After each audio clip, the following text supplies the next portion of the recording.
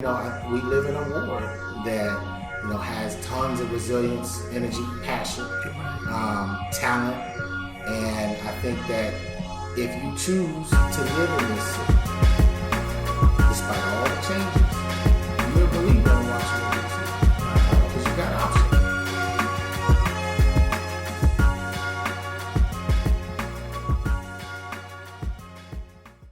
Hello and welcome to the Voices of Ward 7. I'm Erwin Royster. And I'm Deb Myers. And today we have Mr. Burnell Holland with us. Burnell, tell us a little bit about yourself. All right, well, it's good to be here, fellas. Burnell Holland, proud Ward 7 resident, husband, entrepreneur, educator, and just believer in the city, believer in Washington, D.C. So I'm very happy to be here and delighted to be on this platform. Okay, great. You said believer in Washington, D.C. What does that mean?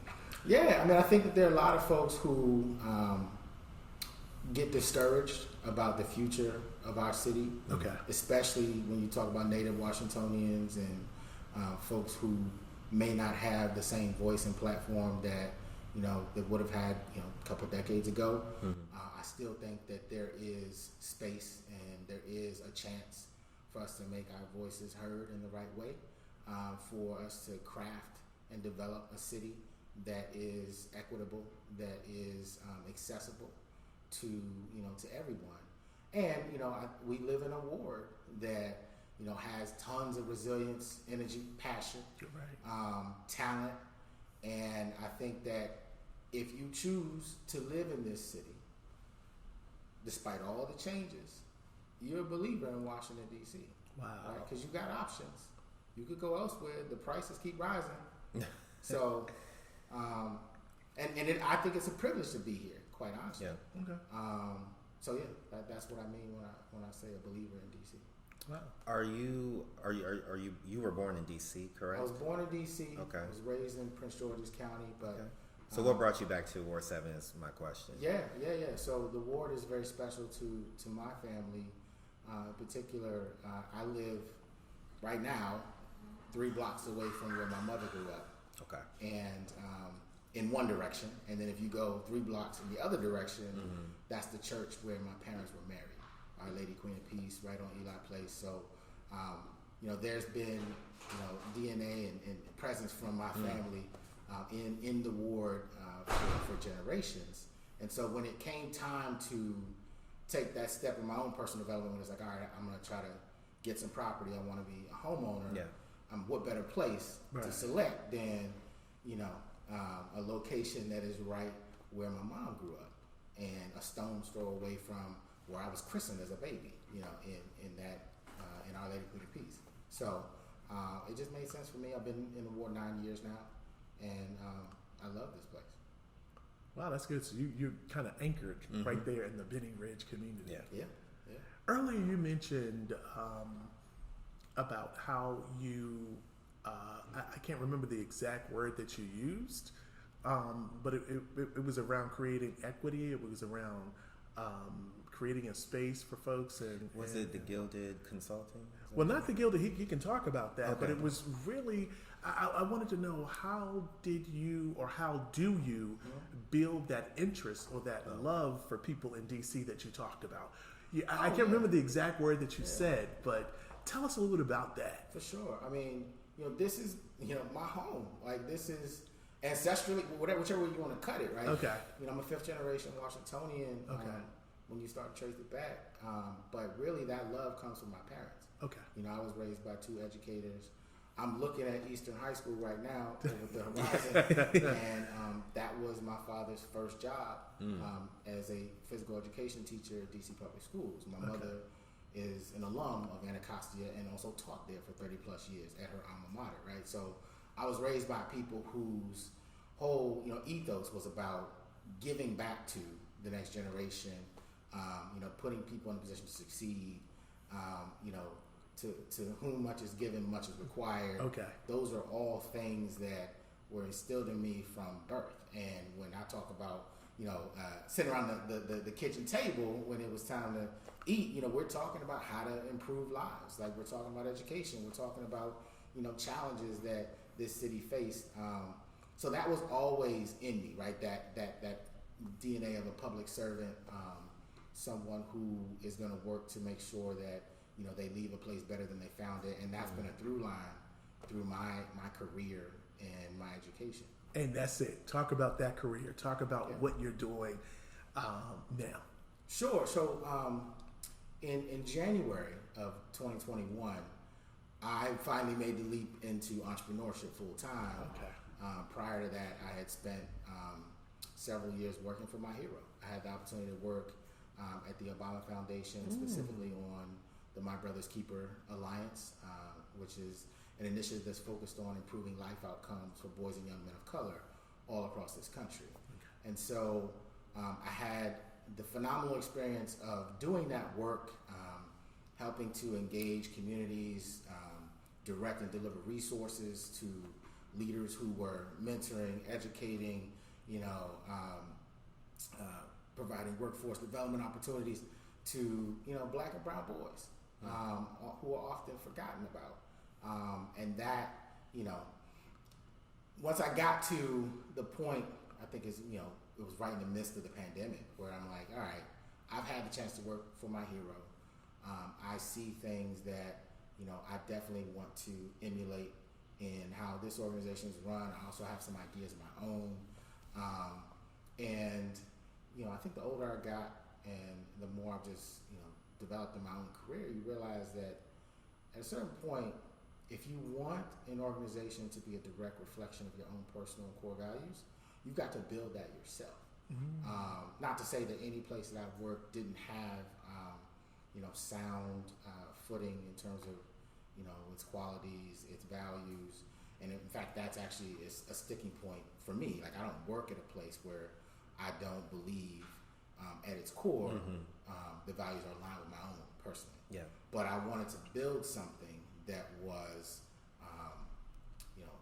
a way that I could blend my own individual experiences, my skill set, the sort of multi-dimensional approach to my work of having had experience directing government, in public affairs, in youth development, in national philanthropy, politics. And so how do you build an entity that can take all these things and use those experiences, elements for good? And that's what I came up with for Gilded Knight Consulting, which is a social impact strategy and consulting firm that really is about making sure that organizations and leaders reach their full potential, especially when there's an opportunity to provide additional access and opportunity for others that otherwise may not have it. Burnell, can you give us an example of some work that you may have done? Again, this is the Voices of Ward 7.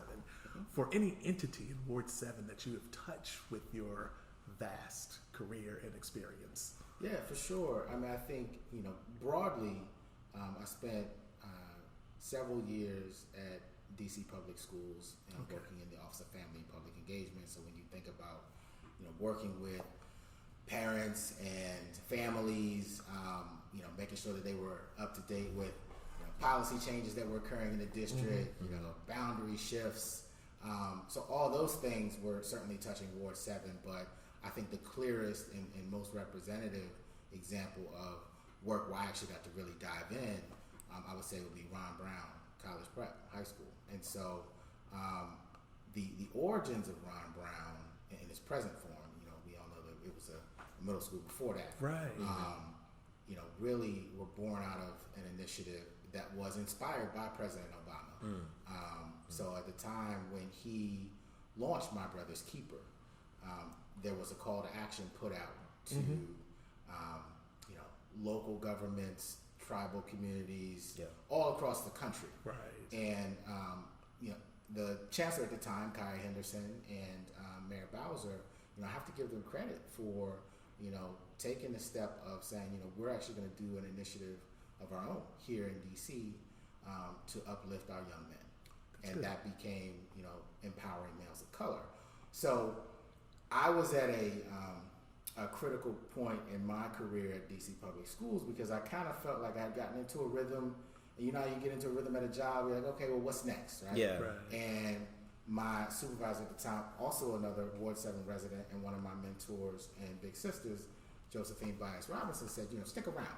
I think you're going to like what's coming up next, and I think you could lend a hand. And so as Empowering Males of Color got off the ground, Chancellor Henderson pulled in another one of my mentors and brothers, Dr. Robert Simmons and Ken Slaughter, to kind of be the sort of strategic minds behind the work. But they needed somebody who could, get their hands dirty with, getting, the work done inside the agency. They didn't really know how the budget worked in DCPS. Like, how do we, pull together the right working group of folks and start laying the groundwork for building a set of programs and initiatives that could actually change lives for Black and Latino young men in the district. And one of the three core pillars was the launch of an all-male college preparatory high school east of the river. And so I actually helped write the first memo, probably the primary draft of the first memo that actually went up the chain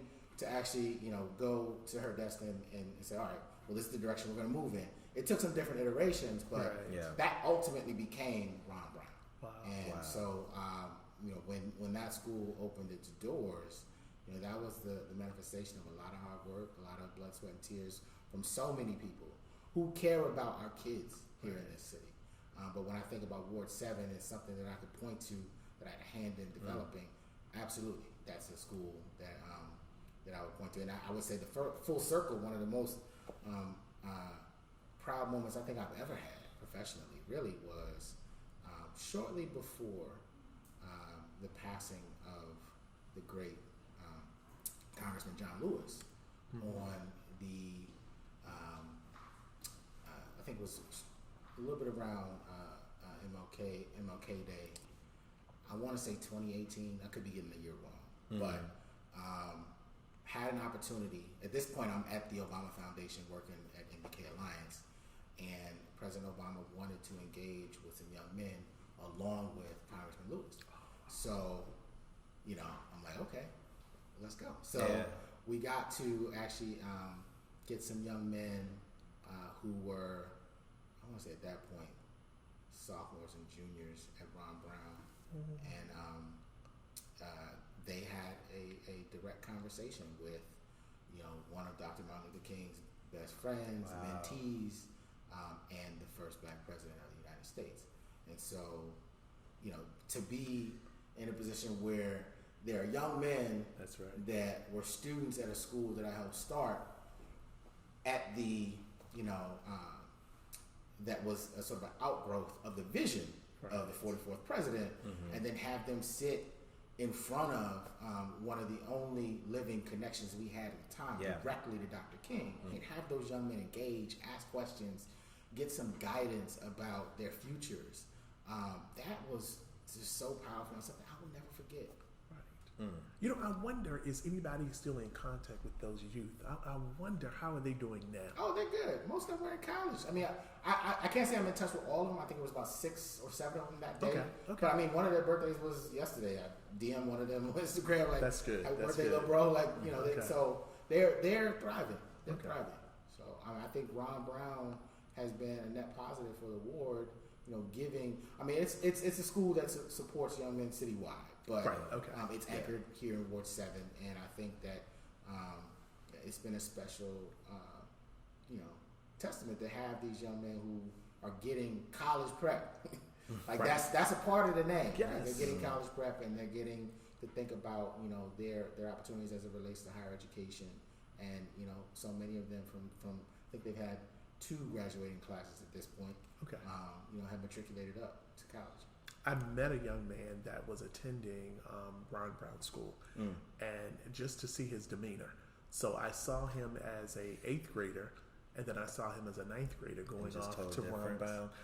You saw really the difference. I believe they wear blue jackets, going to school, blue blazers, and just his demeanor. He was from the Starter Terrace community, so you would think, it's where are we getting these folks, or what can happen? But this is a gentleman that didn't kind of reflect the environment that surrounded him. Yeah. So I think that was, for me, it was, this is having a really positive effect. Big impact. Yeah, big impact. Yeah. That environment piece is tremendous. Yeah.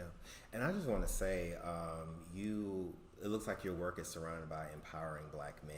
And I just want to read off from my notes about your positions. Like you was the deputy director for the males of color, and you were the director of Brothers Keeper. So what? Just kind of lean into that. What made you want to do that type of work, empowering Black men?